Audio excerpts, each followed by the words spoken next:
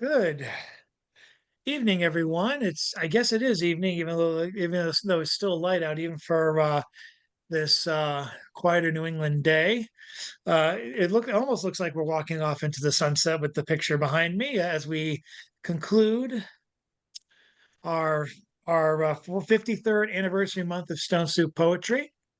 We have we've had quite a month, and we've had quite actually a succession of weeks and months, not just with May, but also with April and National Poetry Month. I appreciate everyone who came out to feature or attend coming out tonight. It's been kind of a marathon. If we do have a Stone Soup tomorrow, I'm not tomorrow. If we do have a Stone Soup next week, it'll probably be just a quiet open mic just to get my bearings straight as I figure out what to do with all this poetry I've written in April and figure out the next couple of issues of Stone's Throw. I have told people already that the call for submissions, I haven't put it out officially, but hopefully in the next 72 hours, I will. The theme for the next issue.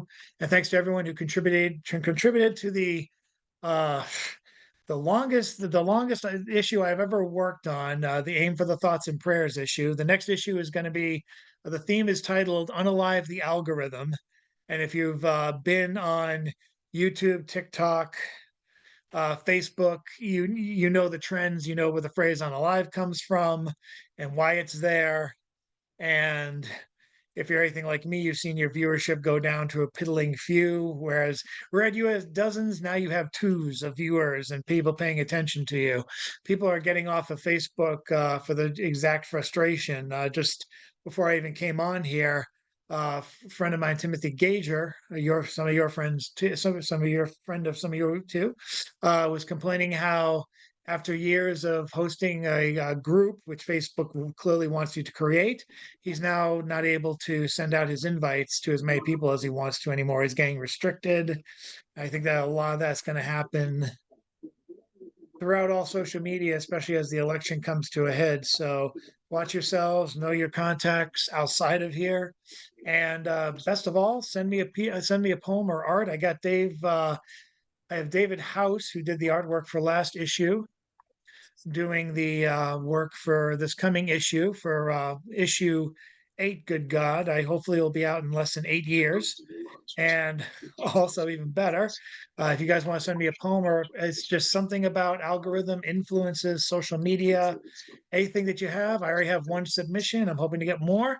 Send it to me at my own email address at chadpoetforhire@yahoo.com or stonesoupoetry@yahoo.com. Yes, I still use Yahoo. I'm not ashamed. We are going to have a great night tonight because kind of oh, and for those of you who have asked for a mailed copy, I'm going to mail it later this week. I didn't.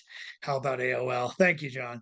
um you're old school. How about CompuServe? Anyone remember CompuServe? um I some of remember you do. CompuServe. Yeah, that I had a CompuServe account. Yeah. Good Lord. But anyway, for those of you who are waiting for a copy of Stone's Throw, who are a contributor, I'm hopefully getting those out by this weekend. I didn't have a computer for a while. I didn't have access to a printing. So I am hoping to get those out by this Saturday or by next Monday, the latest. If I'm lucky, I'll have a push and maybe Friday I'll be able to do it. But just been rough, but I did get them printed. I just got to get them stapled and sent out to you. So thank you for your patience in that. And but now I've been burying the lead so much, it's like a mass grave of leads. All right, our feature tonight, to close out the 53rd anniversary year of Stone Soup Poetry, is Valerie Loveland. A multiple time Stone Soup feature. Is featured by herself, featured alongside Michael F. Gill for one memorable collaboration. She is the author of chapbooks and as well as two full-length collections, Reanimated Somehow and Brand New from Crooked Tree House, a collection of poems based on unsolved mysteries. So you can picture the narrator of Robert Stack as you're reading or even as you're listening to Valerie tonight. And this is going to be exciting to debut this work. She's also won the Jack Powers Stone Soup Saver Poetry Prize, which was we used to give out to open micers once a year. Maybe we'll bring that back someday if we were actually in the in a room together. But for now, we are in our virtual world, and I will be looking forward to hearing all your voices. And I hope you guys all stay around for Valerie. Thanks to everyone who came. If this is your first time in a while back, you can if you're interested in reading, just let me know. I think most people are. I'm going to bring up first Past Stones, multiple Past Stone Soup feature author. Glad to have him back on tonight. Let's have him open up. Let's have Mr. David Miller. Oh, thanks, Chad. Thank you. Well, this one is a found poem, and completely, and its source was a clothing tag written in Chinese characters, which my wife got a visual image of and then put through Google Translate. And so this is really the direct outcome. There's numbers in numbered sections, and the numbers were on the tag. So washing method and care instructions. 1. Duty obvious. The silk surface is dry and careful to enter the water. Do not dehydrate, dry. Chinese politicians, semi-trailers do not live. 2. Multiple washes due to the occurrence of special fiber properties. After the aftermath, there will be light, and according to the normal phenomenon. Difference and deposit method. 3. Clothes with silk, wool benefits, interference, flat clock. It is beautiful in the UK and the UK, and it is naturally cool and qualitative. 4. Please use medium-sized washing when cleaning the baby. Disallow the use of detergents with or without greater sex. That's what they wrote. Thanks.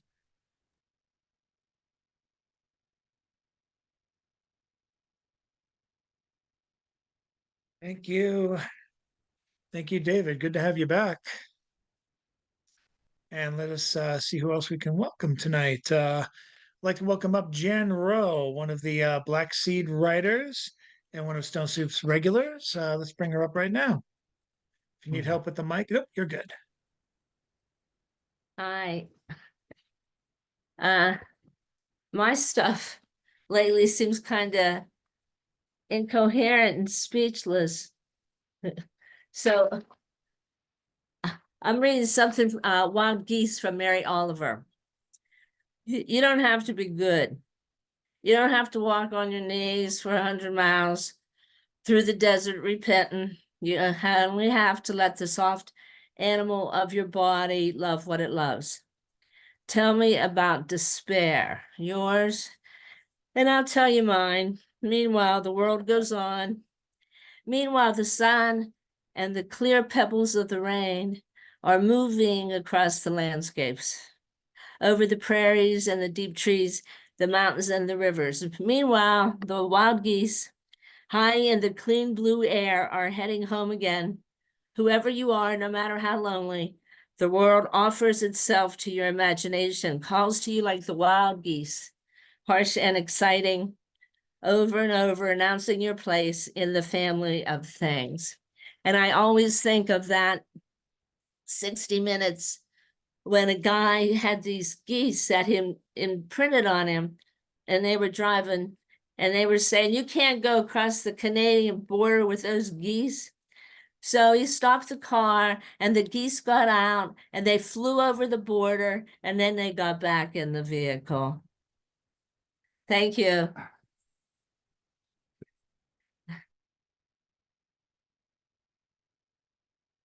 You, Dan. The Mary Oliver poem, I put that at the end of every evaluation for my response. But so far I haven't been fired. I haven't been promoted either, but inertia is not a bad thing in this world sometimes. Let us welcome up next Mr. Mark States. Good to have him back after our bet.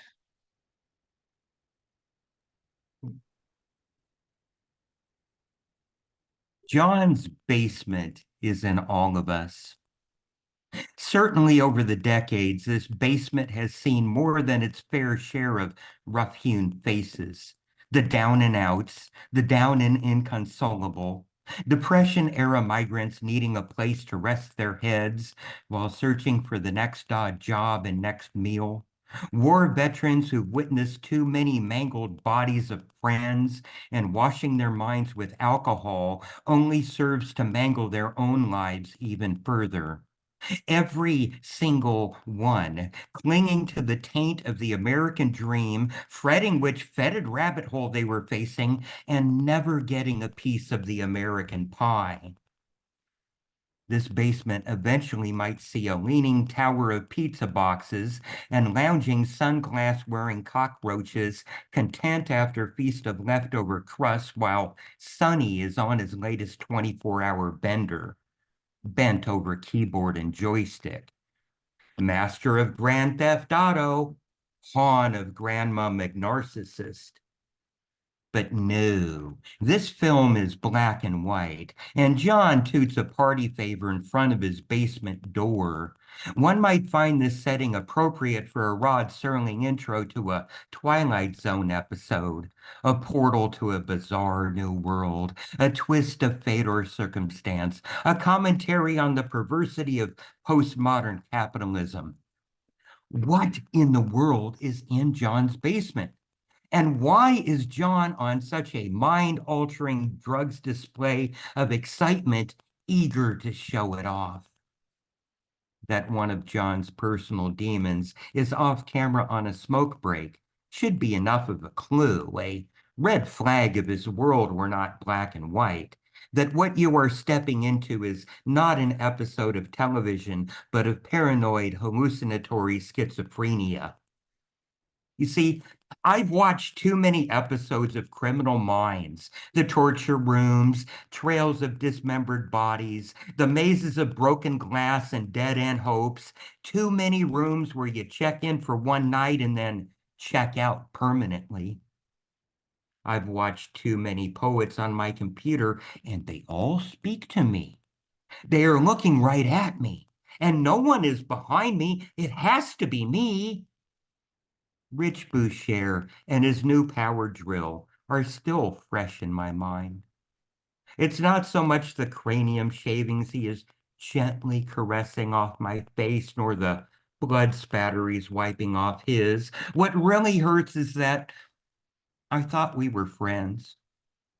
Perhaps we still are, and I just do not realize it. Too triggered by my own experience to understand how much he cares about what is happening to me. I've howled with glee watching Hitman stand over booby-trapped bathtub, telling that Boris Bad Enough guy, yell all you like. The Lord himself won't hear you.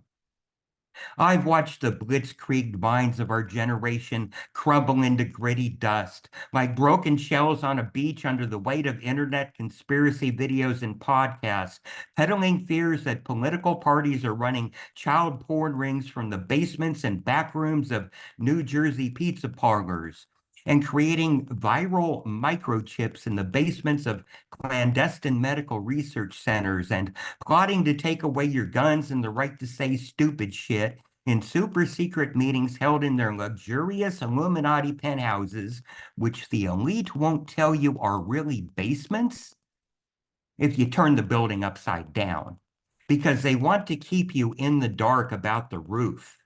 The real roof that will set you free. And the only way to save yourself is to click on that subscribe button, and don't forget to buy their merch. And by golly, a lot of these podcasts are created in people's basements. So yeah, a lot of skanky stuff goes on in basements. Do I really need to know what is in John's basement? I'm not dying to know, nor am I dying because I found out. Nah, I'm good. Take a whack at it yourself if you want. There is nothing to lose except everything.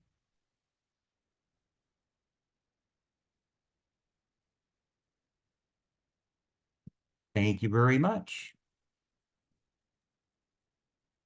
Thank you, Mark. Mark, thank you. Oh my God. Thank you, Mark. I'm going to You're resist welcome, having Rich Rich.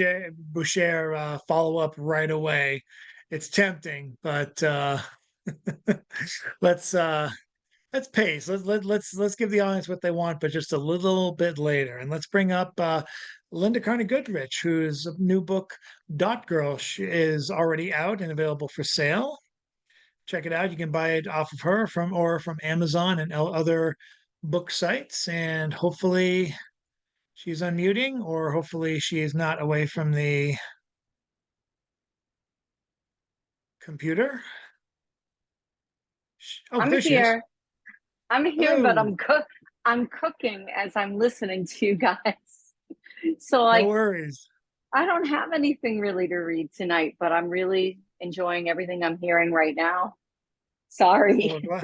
we're glad you're Because here. If you change your mind, just let us know. anyone want a grilled cheese? Little zucchini on the side. All right. There we go. Keep Thanks, doing Linda. it, guys. Thanks, Linda. Now we will go to, who will we go to next? I'm trying not to do ums and ahs anymore as part of my regular routine, which means I'm just adding words if I'm at a loss for words, which turns me into a babbling fucktard. But I'd rather have that other than having me go, but the Roundinator has chosen a replacement in Linda's spot, and that person is Bill Lewis from Priest River, Idaho. Height and weight Okay, my unknown. It's the turn. challenger. Oh, I am so excited. I'm sorry. I get verklempt, you know? So Chadford, pause. Instead of or ah, teach yourself to pause. It makes you look more intelligent. People think that, oh, he must be considering something deep in his mind. Instead of umming and ahhing, you just pause. Past the point where everyone's going to think I'm smart, but thanks for the advice. Oh my goodness gracious. As you probably don't know, I don't know, I mumble about this all the time. I have graduated my students. They are now out on their own. I made them diplomas and sent them out into the world. My kids are gone. I'm like, oh, it is so wonderful. And I'm so happy. And the world is a better place and all of that. So part of the thing that we did, I mean, we're studying computer science, obviously. That's our web server. We wrote that web server. Anyway, we looked at artificial intelligence, and I had the students go in and play with some of the artificial intelligence, chat GPT, and we do our own thing. Of course, we wrote our own programs, but I mean, sometimes you just have to bite it and go with what is popular, chat GPT. So write a short poem about Chadford the Great defeating the anti-poets. In realms of verse where poets roam, Chadford the Great found his home. With pen in hand and heart alight, he battled darkness with words of might. The anti-poets, a shadowed horde, their silence threatened, their scorn ignored. But Chadford's verses, bold and true, shattered their ranks, their lives undo. With rhymes as armor and stanzas as spears, he conquered their doubts, dispelled their fears. In victory's glow, his name resounds. Chadford the Great, Chadford the Great, where poetry abounds. Oh my God, I can't believe that. It is, I mean, it just popped that out in 2 seconds. Why do I even bother writing my own poetry anymore? I feel like, but damn, it is good at writing, roaming and rhyming and phrasing and making sense. I mean, that was really good. Shit. Oh well, soon poetry will be a thing of the past. I mean, we're just going to become obsolete.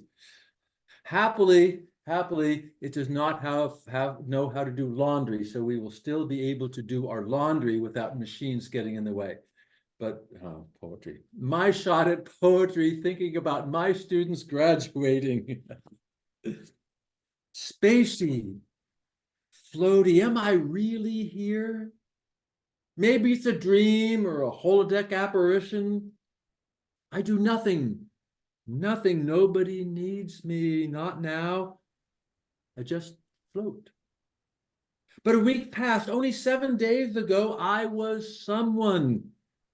I was important. I was admired, respected, revered. I was adored. Even now, the laughter, the applause, the smiles still echo in my ears and in my thoughts. Thank you for the class, Professor Lewis. Yes, thank you. I learned so much. Have a good summer, Professor.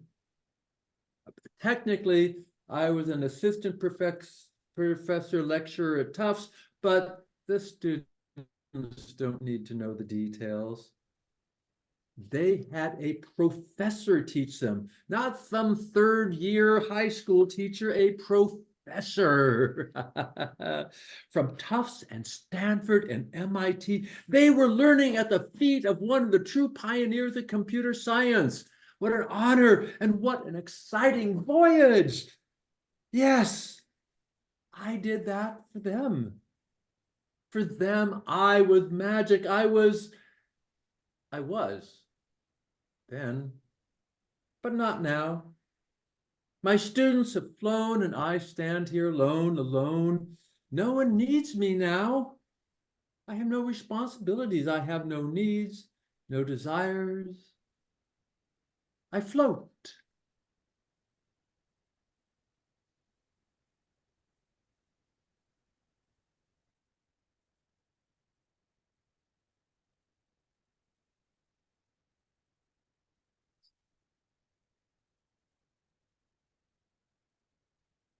Thank you, Bill. Just letting someone else in. And who are we bringing in next? I'm going to ask Sue if she's interested in reading. But until I get a reply from Sue, I'm going to bring up. Oh, yes, Rick. I know you'll read. I'll give you a second to settle in, and I guess I will bring up Mr. Rich Boucher. Past feature for National Poetry Month. Hey, I'm here. Thank you very much for that. So I'm up now, right? Thank you. Yep. Well, excited to share some work tonight. Chad, thank you for, as always, sharing this platform and providing this platform to the poets here. It's a genuine and good kindness of you to do that. And I just wanted to say how excited I am to have a whole block of Valerie's poetry tonight. So looking forward to that. This poem has been accepted for publication in the Fixed and Free Review June issue, June 2024. This poem is called A Day in My Imagined Life as a High-Rise Window Washer. Scene 1. On the 73rd floor, a wicked gust of wind rocks my platform, and I drop a bottle of deionized water and soap down to the street below, all the way down to normalcy. And through the window, after steadying myself again, I find an old, white, liver-spotted executive in a suit I could never buy, talking to a younger man, a man my age, seated in front of his desk. I witness in silence. I can't hear anything, but body language is bright red everything, and by the way the younger man looks to be pleading and then crying, I can tell this is a firing. Another gust comes and tries to kill me from up here but fails, and I almost laugh at my dumb vanilla luck until the guy getting terminated happens to look over and meet my eyes with his, and I sort of wish the company I work for would have told me I might have to see awful things while I make the business world a little cleaner. Scene 2. On the 60th floor, I'm scraping bird shit and soot from the window of a woman's office. I can never hear conversations, even though people think I can. But peering through this new window, I just know that the woman, a beautiful brunette with crows where her eyes should be, is only giving half her attention to whoever's on the other end of the line. Because as she's talking, she's also distractedly masturbating under her desk, left hand moving with insistent rhythm between her open thighs and over her trendy black leggings. Her hips tilted just a bit up and forward, and the platform I'm on suddenly trembles. My equilibrium's wobbly. I don't have a leg to stand on, and she goes faster, either unaware that I can see, or maybe she's long since given up caring, and she and I have that in common. She's thrown her whole arm into it now, setting the phone on its side on her desk, but I can't hang around. I've made her windows as clear as they need to be. I can file all this away for later. Did you know that we are timed on how many offices we do in an hour? Scene 3. I'm cleaning the windows of the corner office on the 42nd floor. I can see half of a Frosted Angels food cake and pink and blue paper plates left on a long oak table in an empty room. Someone had a birthday today. A man walks into the room and sits down at the table. He puts his head down to cry. I can see his shoulders shake and heave as he weeps. I rap my knuckles on the glass to get his attention. I want to tell him that there's people out there who care, that whatever it is will be better tomorrow. That's when he produces a gun from his pocket and brings it to his temple. Everything happens too fast nowadays. Scene 4. Looking down on the traffic 81 stories below, I see the monochrome Morse code of the rooftops of cars as they shuffle and switch positions on the overcast avenue, and the immediacy of my potential surprising death comes on like a violet chill all over my skin, under my harness and my clothes and my soul. I am abruptly overcome with gratitude that the senses of wonder and joy I possessed as a child died long ago. A child should never be allowed to wonder or to know joy. These things are lies, and it's the job of the grown-ups to prepare the children for what the world really smells like. The cars down there are so tiny from up here, and that means that the people in those cars are even smaller.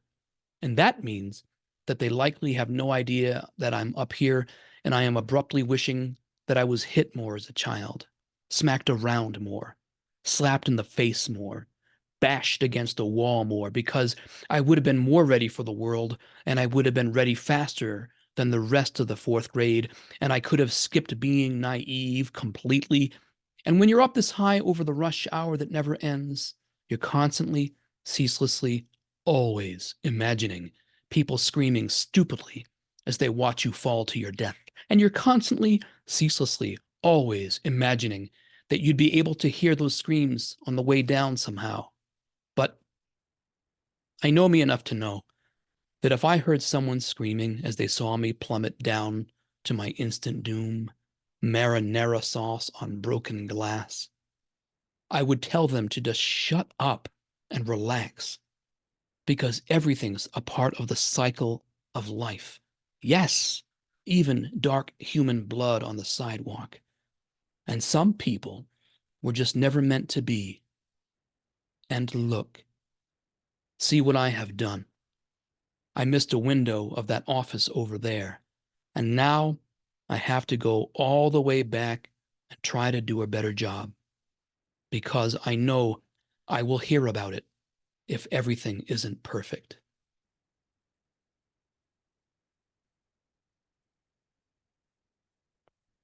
Thanks.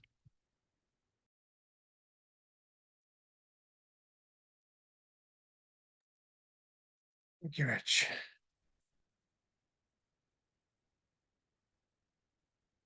Haven't heard back from Sue. I'm not sure if she's with us anymore, but let's welcome up next Mr. Jeff Taylor, who's been very busy online, sharing videos of initial unboxing of poetry, books, and reviews. You can check out his stuff on YouTube.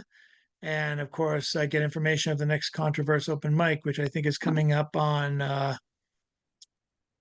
don't think it's next Monday. I think it's the Monday after that, but I could be wrong. Very good. Let's have him tell me. Hey, so I can't read right now just because I'm not in a place that I can do that. But Controversy is June 3rd is the next one. And then we are going to be the Monday after that as well. But I'll be able to, Very I'll cool. probably be able to come on and read afterwards, but I can't right now. I'm No at problem. work right now. Okay. Thanks. So let's see. Who do we have next? Oh, yes, let's welcome up Richard Spizak, the poet of Three Rivers. Thank you so much, my friend. It's a great honor to be here with you. Recently had the honor of being banned from, was it the poet something or other, I forget what it's called. Poem Hunter, I think it is. That's right, Poem Hunter, thank you so much. And I'm going to read you two of the very controversial poems that I put up there and they were pulled down within 24 hours. I'm sure there's an Android robot that's smiling somewhere. Here we go. This first one is called, oh, it's salacious, terrible, violent piece called The Merry Marching Mariachi Band. It's incredible. Of course they took it down.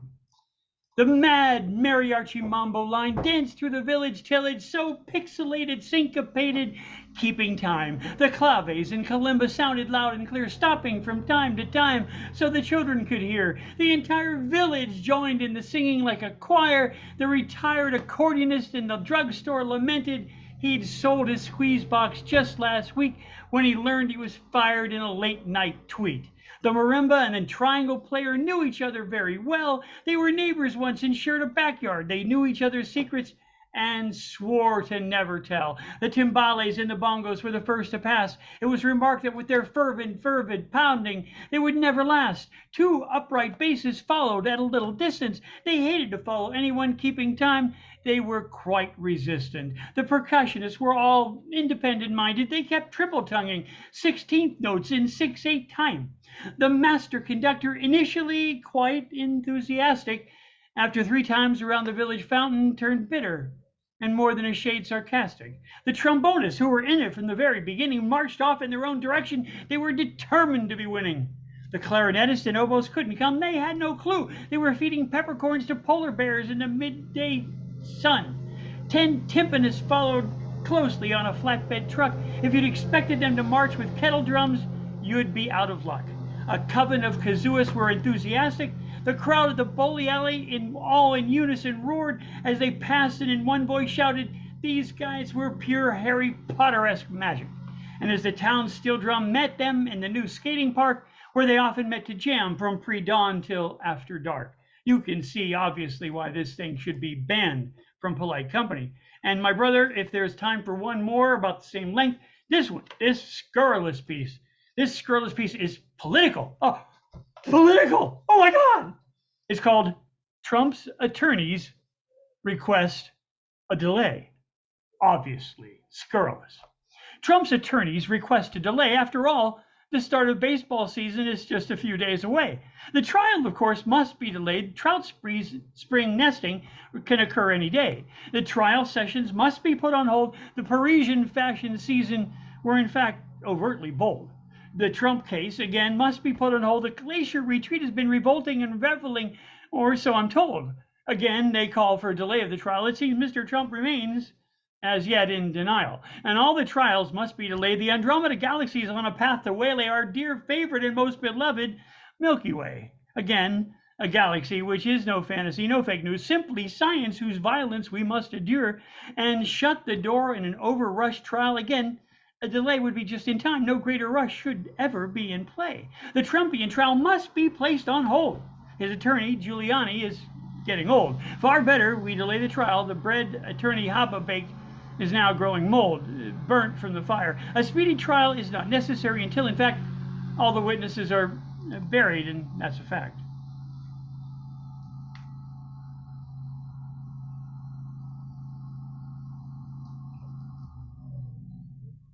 That brought you a smile. Success. Very nice. Thank you so much, Richard. I'm going to bring it on over to Mr. John Wezick. I have to say that's just shocking, Rick. Just shocking. All right. Yeah, here's the opening of a story called 12 Addled Men. Gentlemen of the jury, the judge pointed to the defendant, a dark-haired man wearing round glasses. Erwin Schrödinger is accused of constructing a fiendish device by which he killed his cat, Molly. You've heard the evidence. Now you must decide whether he is guilty or not guilty. However you decide, your decision must be unanimous. 12 jurors filed into a deliberation room containing a long table surrounded by wooden chairs. Most loosened their ties. A few hung jackets in the coat rack near the entrance. After failing to turn on the wall-mounted fan, Juror 7 moved to the bank of windows that looked out on the city's skyline. Supposed to be the hottest day of the year. Juror 7 mopped his face with a handkerchief and adjusted his straw hat. Why don't you go to where there is no heat and cold? Juror 8 asked. His hair was a haphazard mass of curls shaped like the tracks of electron-positron pairs in a magnetic field. Where's that? When hot, be totally hot. When cold, be totally cold. Juror 8 took a seat. Hey, check these out. Juror 7 removed a stack of punch cards from his striped sports coat and showed them to Juror 6. Three-dimensional icing model. I got a hot date with the UNIVAC at 7 o'clock to simulate iron. Guess you could say it's due to my magnetic personality. The two opened a window. So this is your first trial? Juror 12 asked Juror 10. I found the talk about the foundations of quantum mechanics interesting. Ah! Juror 10 waved his handkerchief. It's an open-shut case. Who cares about a damn cat anyway? All right, please take your seats, Juror 1 said. We're here to decide whether Schrödinger killed his cat. We need to deliver a unanimous verdict of 12-0. He tore a sheet of paper into 12 strips. If no one minds, I'd like to start with a secret ballot to see where everyone stands. Sure, then maybe we can get out of here. Juror 7 looked at his watch. Juror 1 passed out the papers. The others marked their ballots, folded them, and passed them back. Juror 1 sorted them. He wrinkled his forehead at one ballot and placed it apart from the others. That's 11 votes for not guilty and 1 0. It's not a zero, Juror 8 said. It's an enso, a Zen circle that means reality lies beyond the opposites. Juror 7 jumped to his feet. There's always someone who's got to ruin everything. So what do we do now? Juror 10 asked. Sandwiched away from grabbing the nuclear and electronic forces that kept his body's shape and causing him to collapse into a black hole. I will leave it at that. If you want to read the rest of the story, too bad it's not published yet. You can come back next week, come on, let's not totally isolate everyone. Okay, let's move on and see if I guess Ethan Mackler is not here with us. I thought he was at one point. If Jeff Taylor needs more time, I can go to who's the person who's normally our closer, Mr. James Van Looy, and he's not responding yet, so I will do just that. Oddball Magazine's longest running poet columnist. Check out his column, It's All One Thing, which is featured every Thursday morning at 11 o'clock. Let's welcome up Ms. James right now.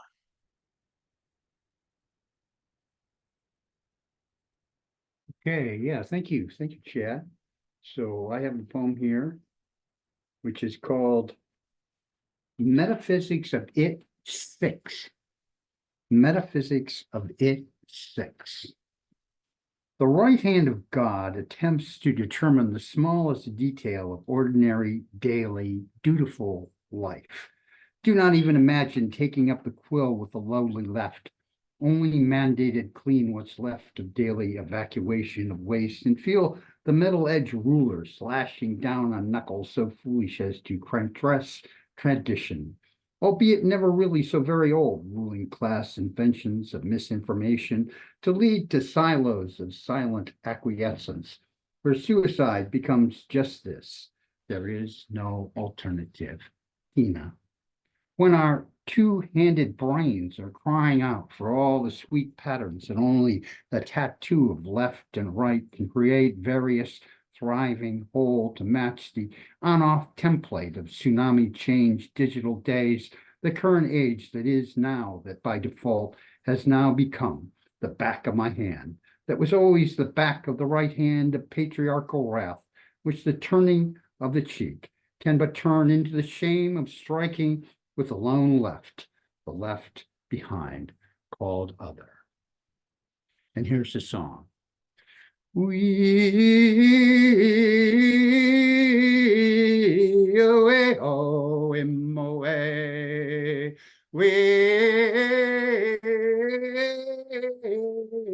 away, oh, him away, oh, him away, oh, him away. In the jungle, the mighty jungle, the lion sleeps tonight. In the jungle, the mighty jungle, the lion sleeps tonight. Oh, we oh him away, oh him away, oh him away. Oh, we oh him away, oh him away, oh him away.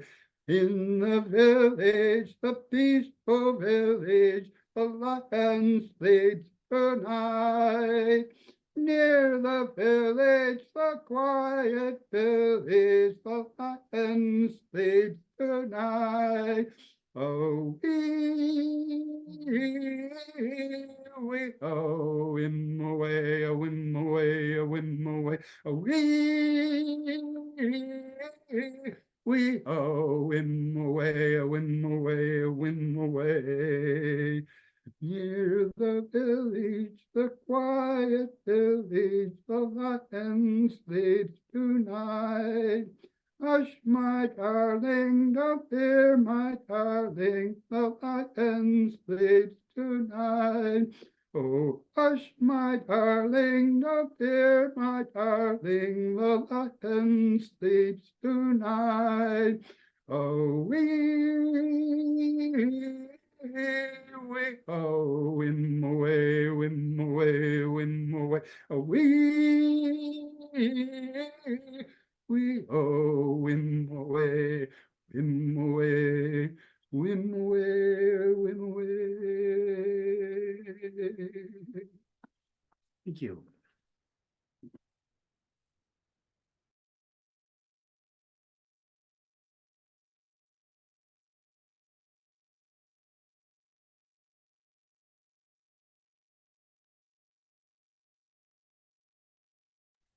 Thank you so much, James.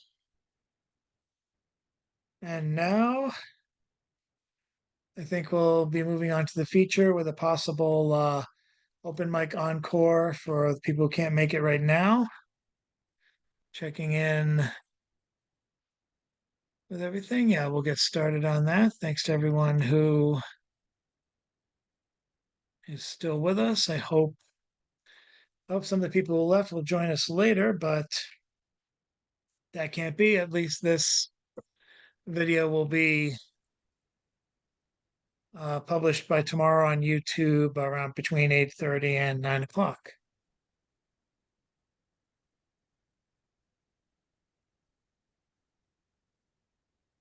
And again, we've been meeting every Wednesday and will be for the foreseeable future, though I hope to add at least a live show or two between now and the end of the year.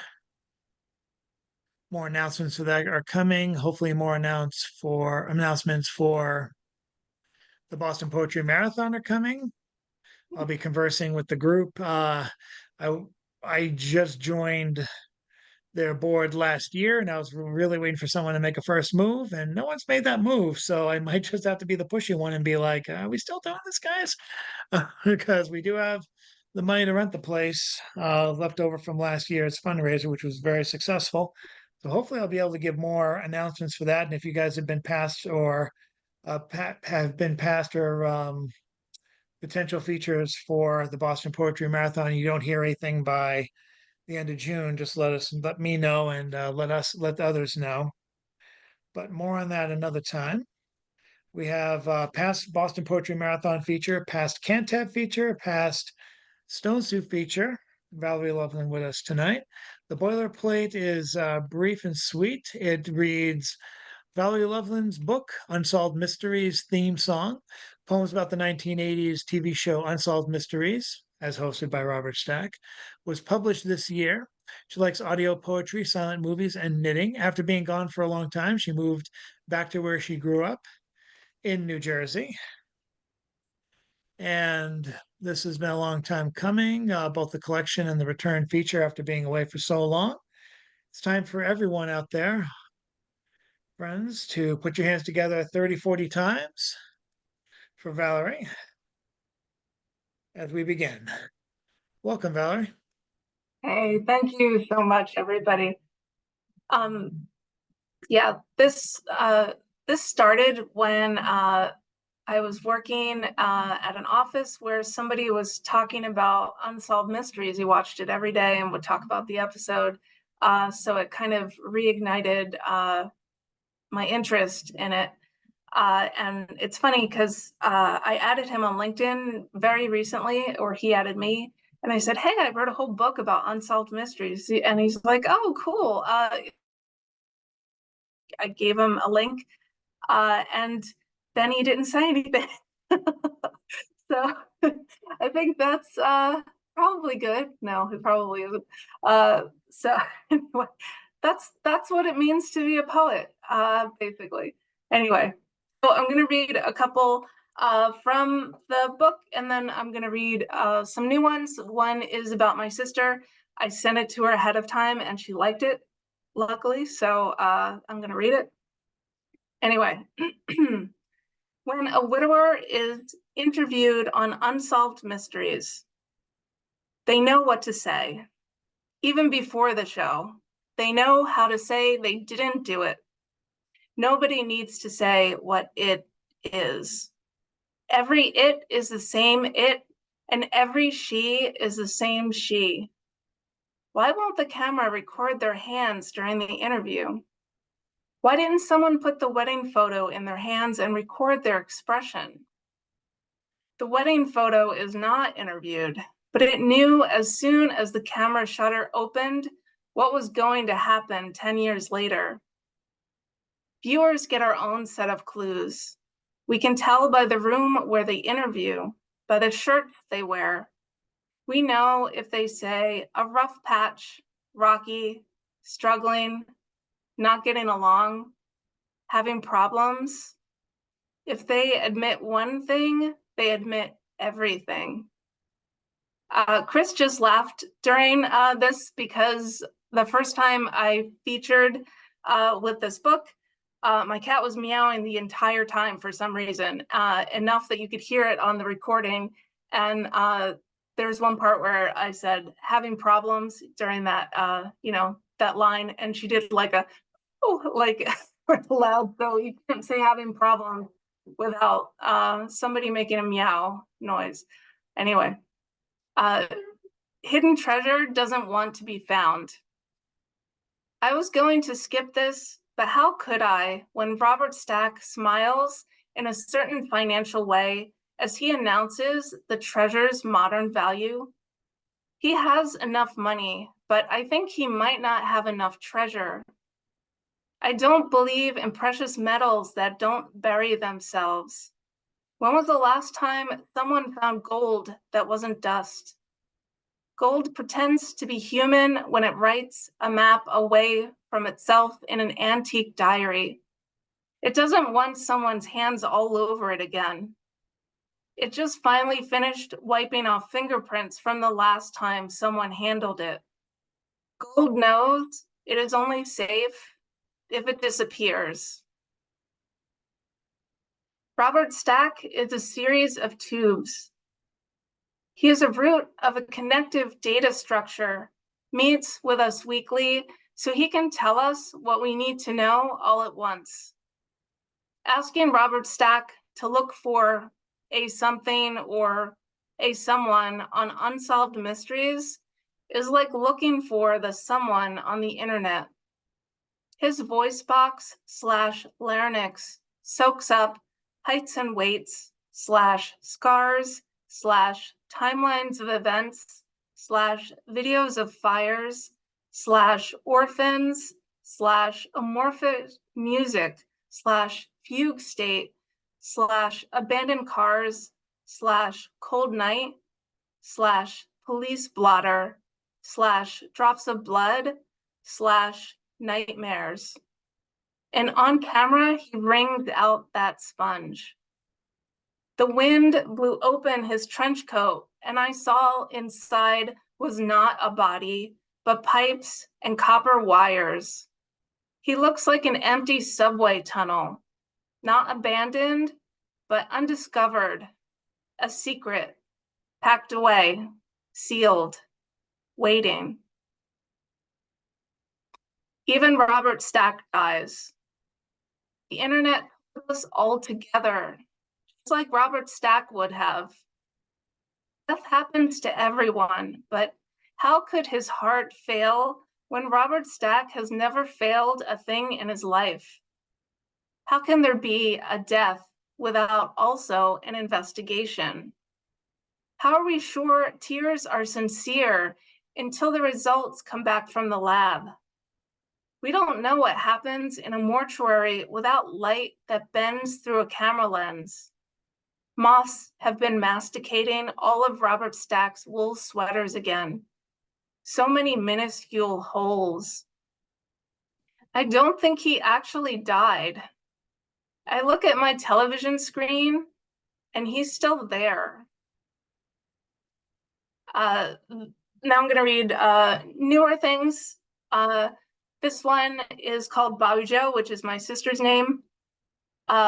She said when I sent this to her, "I love it and it's all true," is what she said. My sister, oh, my battery is running low. Okay. My sister said I should shave my face. She said she thinks I have POTS. She thinks our whole family has autism. She said someone on the internet called her poodle severely overweight and she wanted to fight them. She showed me a lamp shaped like a turtle. She won the first round of the board game we played at my parents' 50th anniversary party, and I won the second round. She said she yelled at one of her son's friends for calling her a MILF. My sister said her therapist dumped her. She said Jeff Koons' balloon animal sculpture is a poodle and the ears are up because the poodle just jumped in the air and came down and their ears haven't been pulled down by gravity yet. She showed me a lamp shaped like a cockatiel. When I came over, she turned off the TV show about murder and put on the nature documentary narrated by David Attenborough. Her son made a list ranking the whole family in order of how funny they are and made a convoluted logic so he could justify putting her on the bottom of the list. She showed me a lamp shaped like a snail. Someone knocked on the door to sell something and both of us hid and pretended nobody was home. Hopefully my computer doesn't run out of juice here. I don't know what the problem is, but for some reason, my computer today, everything that gets connected into it isn't being recognized. I don't understand why. And went through this big thing with tech support at my job. Anyway, this one is called A Switched Deer. I read practice nearness as practice meanness. I read winch as wince as wench. I didn't even know what a winch was at the start of this conversation, and now I know all its uses and all its iterations. It's like when I didn't realize a deer and a person could switch bodies, but now I think I may be one of the switched deer. I misspelled deer as deer. I want to tell a story that has interchangeable components, but I can't keep them all straight. It doesn't help that they are a cat, a bat, a gnat, and a rat, and they can interchange top hats, spats, vats, butterfat, and a web chat. When I moved out of my ex's house, I tried to only move my stuff while he was at work. I saw all these words written on the whiteboard. Pat. I'm thinking of my husband's auditory processing disorder and what will happen when he loses his hearing as he ages. Our little cat is 17 and a half and doesn't hear us moving towards her. So she doesn't know until we are already there. She is always surprised by our arrival. This is an actual video on the internet. The poem's called A Video on the Internet. A fox mom brought her kits a limp rabbit as big as her. She brought back a pile of snakes, all tangled like my box of computer and game system cords. I saw her stuffing a bird with a gigantic wingspan into the tunnel entrance of her den. Her kits grabbed the dinner like they are finally finished saying grace. People are always putting cameras in the woods, and this is why. The mom is a waitress, like all moms, and the kids are always patrons who are not tipping enough. The babies aren't orange, but they will be. My mom, the mom, has to keep digging new holes in the ground for them all to live in. The kids are always grabbing and drinking on her. Whenever she moves their house, the guy has to move his cameras. My friend's 2 cats both got pregnant at the same time, and they had 4 kittens each. Only one of the cats took care of all 8 kittens. Then both cats got pregnant at the same time again, with 8 more kittens, and the same one cat took care of all of them.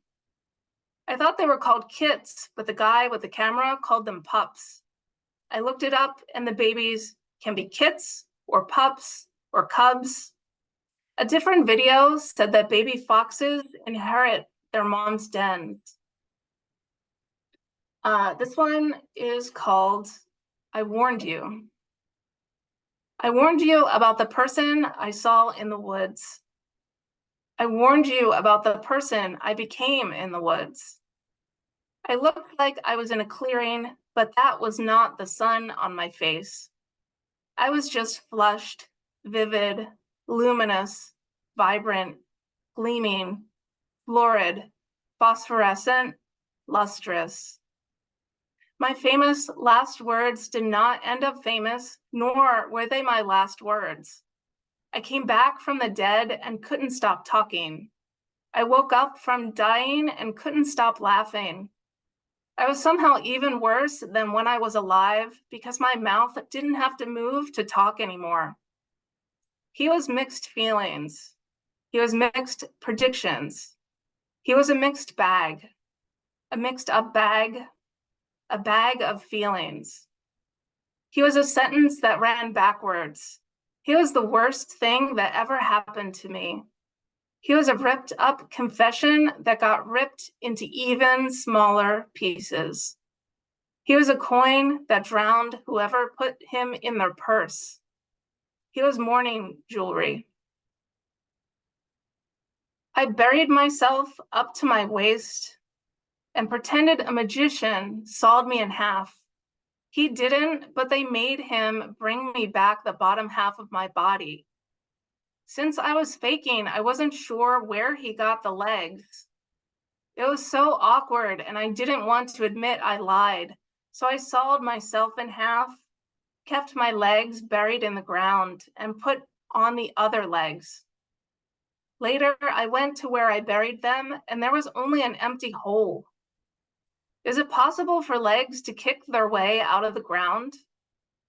I followed my own footprints, but they jumped into a stream and disappeared. It was wearing my favorite skirt. I let my new legs walk us where they wanted.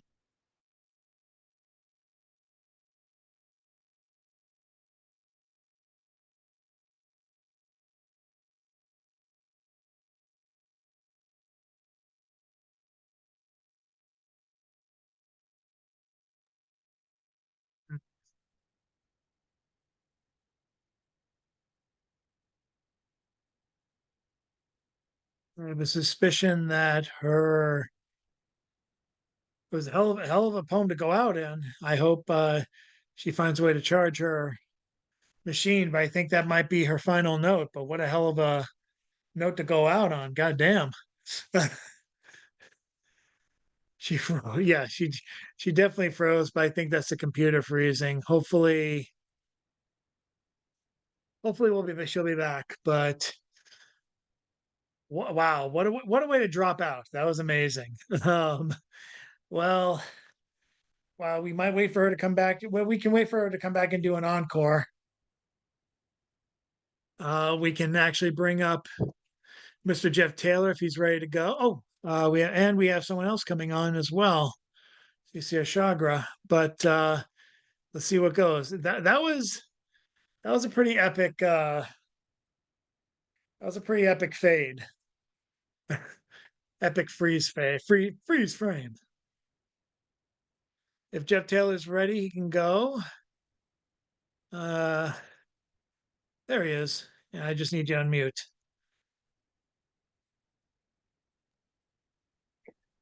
Hey, I can read somebody else's poem. Just my own poems aren't easily accessible at the moment, so Oh, I I'll pull out one of understand. these books. This is Are these one of the books that you have reviewed in your new video YouTube series? it is, yes. So you all can check out my new book reviews if you go to the Jeff Taylor Poetry YouTube channel, and then I've got a couple videos where I review some independent released in some indie presses, some poetry books. Yeah, this is here is one of them. It is The Ants Crawl in Circles, which was written by Tom Bakalis, and it was published by Bone Machine. It's one ant finds the thing because of the way they. Whoops, let me sorry about that. So, Go yeah, on. somebody's talking. You're good now. That's all right. I'm gonna crack it open here. And this is Song for Sparrows Guiding Shadows by Tom Bakalis. With a vision that's hazy, I stare into the future, standing alone over the shadow of yesterday, caressing fully bloomed flowers with crimped arthritic hands and a limp in the right leg, wondering where the lonesome dogs of savagery crawled to die, wondering where the birds of tranquility with bent wings flew to fly no more, hopeful that the orphans we all claim to be somehow found a way to drag each other out of painted rooms of despair and out from the drained bottles of broken days and hollow nights. The shadow of yesterday reflected in a dirty mirror, reflected in the bottom of a glass, reflected in the ripples of an empty pond, binds the past and the present as one. The sound of invisible footsteps will no longer be a dream. They will no longer be invisible. They will be more real than we had ever wished for. And as we look around at all the colored birds, at all the colored leaves, at all the fireflies, at all the clouds, and at all the ants, this truth will become a little more bearable. And when death arrives, let it be gentle. Let it be kind. For all that we've learned will be finer than all that we know. And what lies ahead will be well worth the wait. And as the future is accepted and the past starts fading and the present returns into focus, the shadow of today becomes a little less intimidating. Was Song for Sparrows Guiding Shadows by Tom Bakowitz. That's from his book, The Ants Crawl in Circles. And from the few poems I've read, this is one hell of a dark, powerful journey. So I really suggest getting this one from Bone Machine.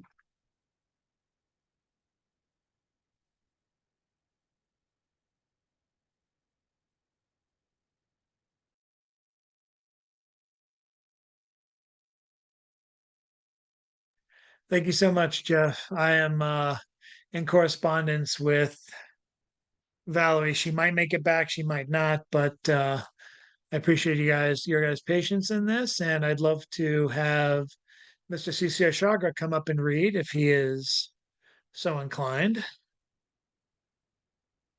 If he's not away from the desk.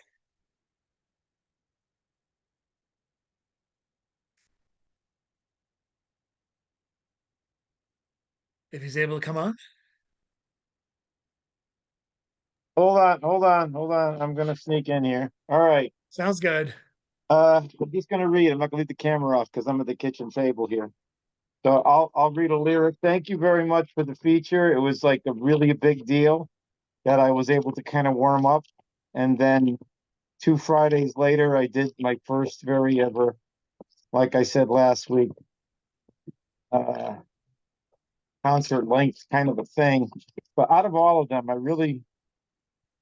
this one here was like it was a standalone kind of a version. It's called "You Are Running Out of Men." I think I did it at the feature. Did I? Yeah. At the Stone Soup Yes. one? Yeah. So I'm going to read this one as a poem. When privilege is a coward floating on a wealthy sea, made of nothing more than numbers and the blood of fears believed. Here, fear has only one friend. Then fear owns you, eats you, then kindly kills its mother. Fear story afraid of dying. So it lives just to make sure no one ever becomes love. If there is no one fighting, fear will start one. Fear is never satisfied unless there's more war coming. So all wars are run just to morph into the next one. And every parent in a fight must hand hatred to their young. You are running out of men. You are running out of men. You don't love life, women, girls, or mothers, and the earth. You forsake her just to fucking rape her. You are running out of men. You are running out of men.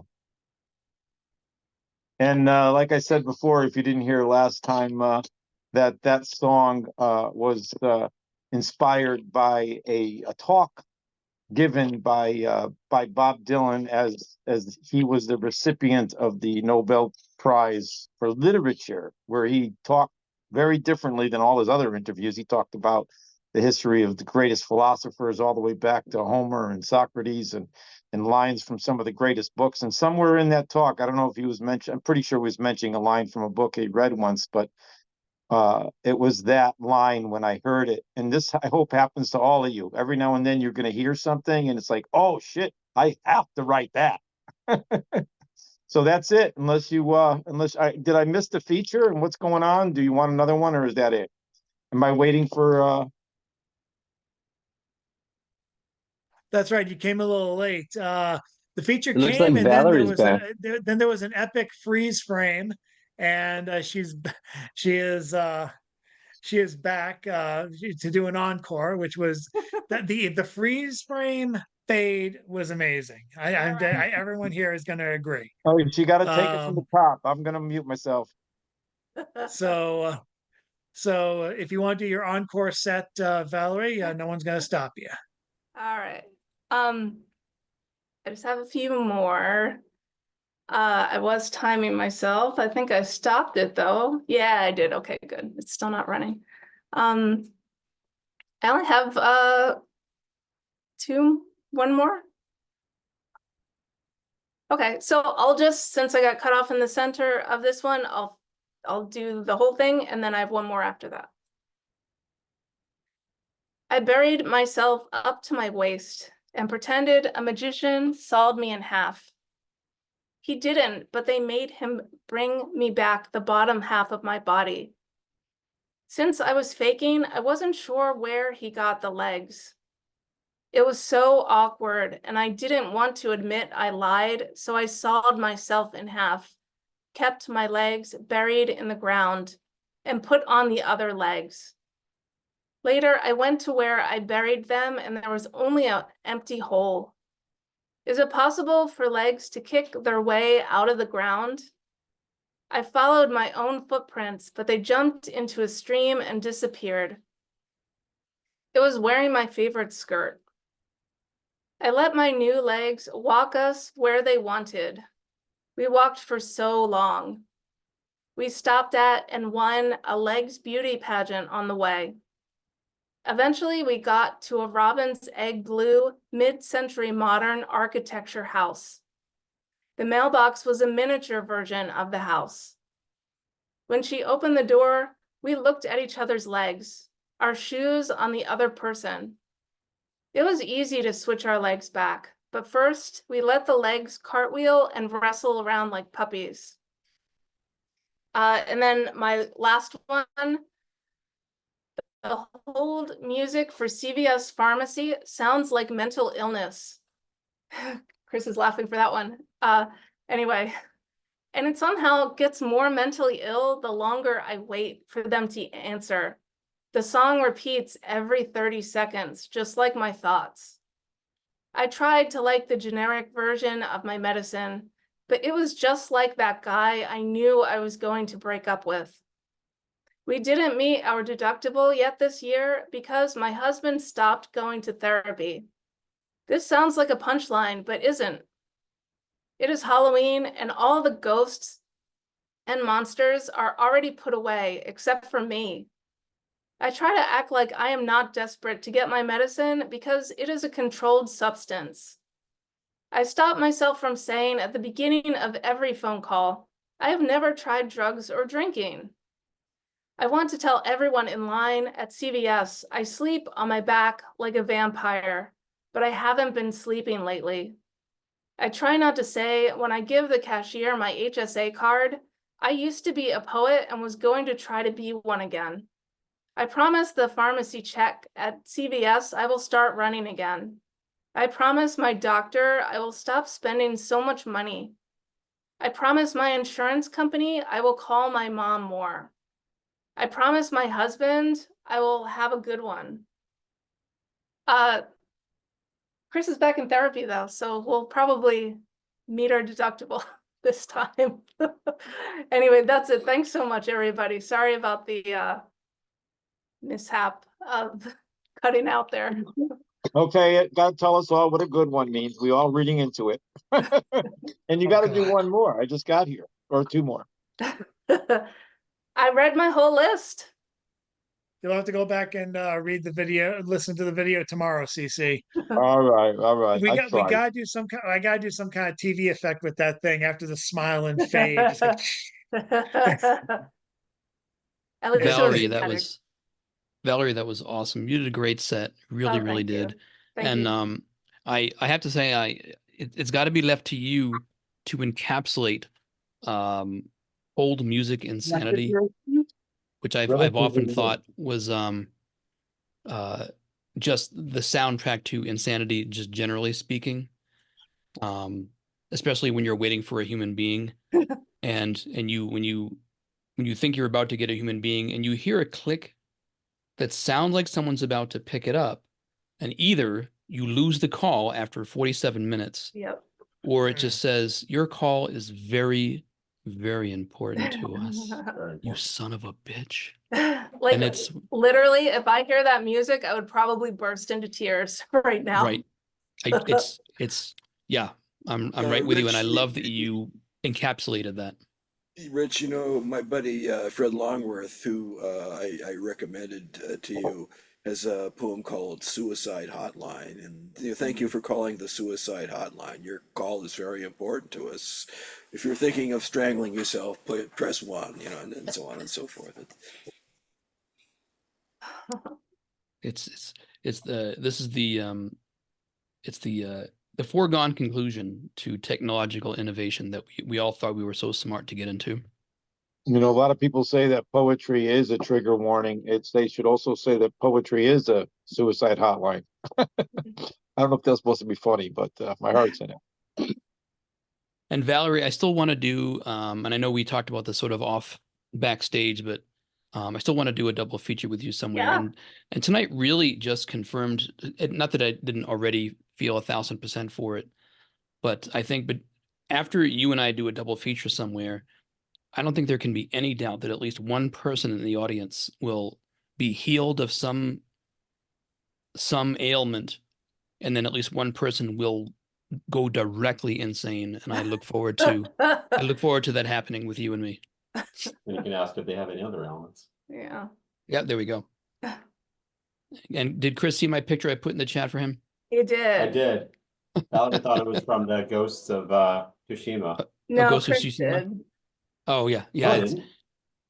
Wait, what?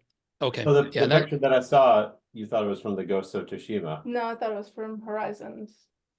Oh, you did? Oh, I thought you were thinking. Oh, okay. Yeah. well, You to did. be clear, while the hero of Ghost of Tsushima is awesome, Aloy is awesomer. Although there's no real good reason for her to be wearing lipstick after the world has ended, but there it is. That we have there we have it anyway. You got to look good, for Yep. the That's what I'm saying. post-apocalypse. That's right. Yeah, there's like so many games that I want to get. But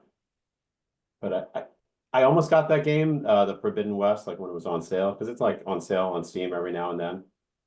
But the Ghosts of was it Tsushima? I hope I'm not. Ghost of Tsushima. That's for PC now, so I will tell you this real quick, and I'll let everyone get to we're all Oh, yeah, the yeah. other things we're going to talk. I just wanted to say, those two games, before I got into them, I did not realize that the writing could be so strong in a game as to get you like emotional about it. And both games at different points actually brought me to tears. That is how good the writing and the story is. And I don't want to give anything away, but the writing is just unreal good for those two stories. oh, cool. I'll check them Yeah. out. Besides being beautiful too. I don't think I've ever John, cried playing a video game. But... I mean, I didn't like get weeping with it reaching for a tissue, but I definitely went like this and reacted to some dust in the room. Ghost of Tsushima is a open world adventure game, and you are basically it's taking the point of view of feudal Japan way back, under an invasion, and I think this is technically backward, but I'm not sure, of the Mongols, and you play somebody who is avenging his family, and it's that the Battle of Tsushima, that's the area of the world that this game takes place in, and it's beautiful. Yeah, it's kind of funny because the Mongol invasion, I think, was down in Kyushu, and Tsushima is made further to the north. Tsushima was the Russo-Japanese War, basically, where the Japanese destroyed the Russian fleet, and so I think different geography. You know, Tsushima was maybe I'm wrong. It's something you should check out, John, because it's if you even just look them up, the reviews of these games, and they're both like watching a movie, but you're playing the movie. That's how beautifully rendered these are. I built a whole new PC, with like, that's like fairly new components now. So it should be able to run. Like I probably wouldn't have been able to like run these games like at like a decent resolution or, with all the bells and whistles turned on, but. Oh yeah. They're definitely demanding. I mean, the PS5 is easily handling it, but it's the PS5. Yeah. And there's this stuff going on in Horizon Forbidden West where there's 1,000 things happening all around you, and the game isn't even like hiccuping or anything, the system. And yeah, I built a new computer a few months ago, so it should. That's awesome. I should be able I want to hear more about that. I definitely want to hear more about that for sure. Yeah. I'll pick it up when save up some cash for it. Yeah, there we go. Good to see you, by the way. Before we head out, I think we have one more person who might want to read. He hasn't joined us for a while because he's been away, and I didn't know if Jason Wright wanted to read one more poem before we sign off for the night. If you can't, that's cool, Jason. But I did want to extend the invite. Jason Reed, I haven't seen in a long time. There you are. How's everybody doing? Woohoo! Oh, Yeah. Jason got a good top. Yes, yeah. Do I have a poem? Yeah, I have one. Give me 1 second. I have a poem. Here we go. Poem. This one is I haven't published any of these yet. These are actually in my notebook, so let's see if I got one for you.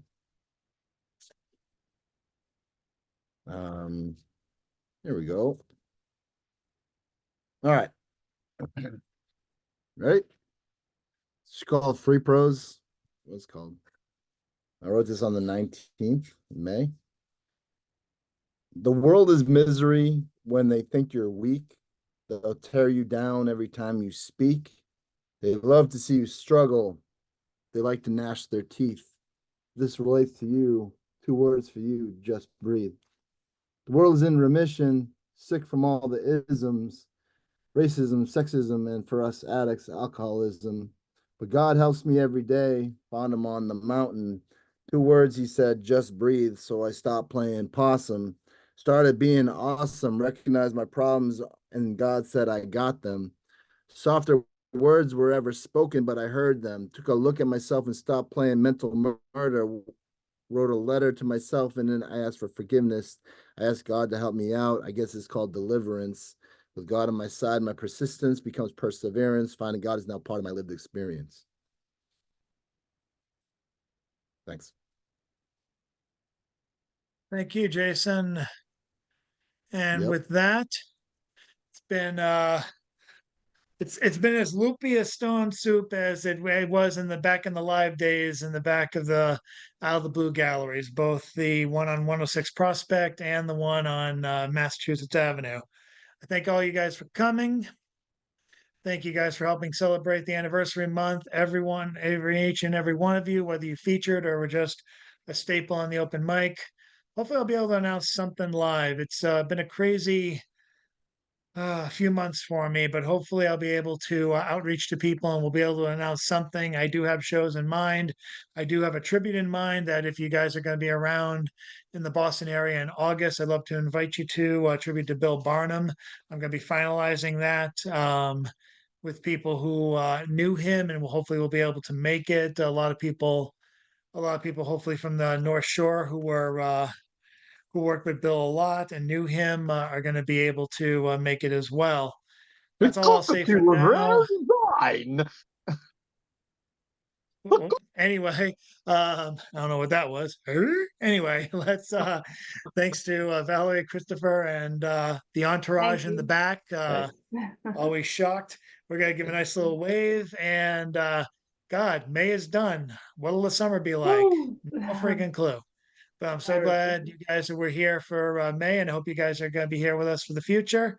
Thank you guys so much. Could be like this every week. God help us. All we need is you. Have yourselves an excellent evening.